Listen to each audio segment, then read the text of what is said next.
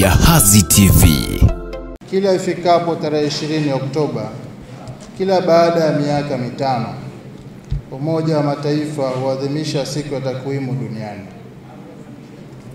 Lengo kuu la kuadhimisha siku hiyo ni kubadilishana mawazo pamoja na kuongeza ufahamu wa takwimu rasmi, uzalishaji, usambazaji, ufikiaji na utumiaji wake kwa ajili ya kufanya maamuzi ya kuripoti kulingana na ushahidi sahihi wa kitakwimu. Kwa kawaida, Umoja wa Mataifa kila baada ya miaka mitano katika kuadhimisha siku ya takwimu duniani huandaa kauli mbiu ambayo ndiyo inayobeba matukio mbalimbali ya maadhimisho ya siku hiyo. Kauli mbiu wa mwaka huu ni kuchochea mabadiliko kupitia takwimu bora na taarifa kwa watu wote. Hii kauli mbiu imetafsiriwa kwa lugha ya Kiswahili.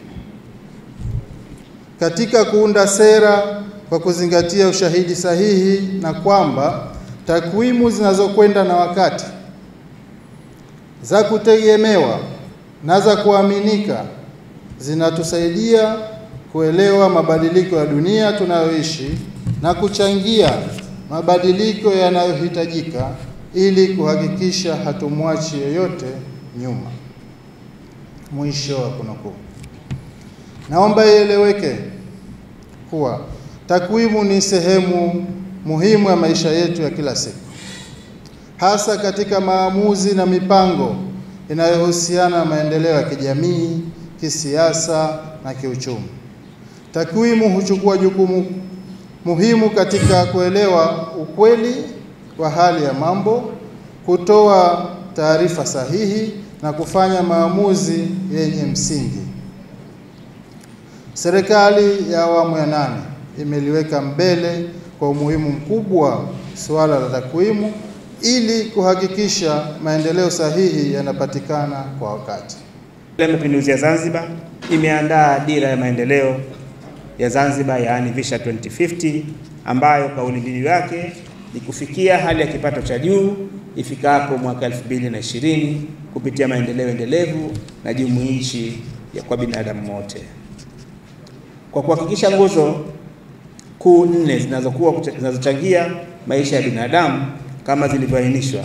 Ili kuitekeleza dira ya maendeleo sambamba na maendeleo endelevu ya dunia, Serikali ya Mapinduzi ya Zanzibar imeandaa mpango wa kati kwa kila miaka mitano, yaani ZADEP 2021-2026, ambao kauli mbiu yake uchumi wa buluu kwa ukuaji wa maendeleo endelevu jumuishi wenye lengo kuu la kubadilisha maisha ya wananchi wote.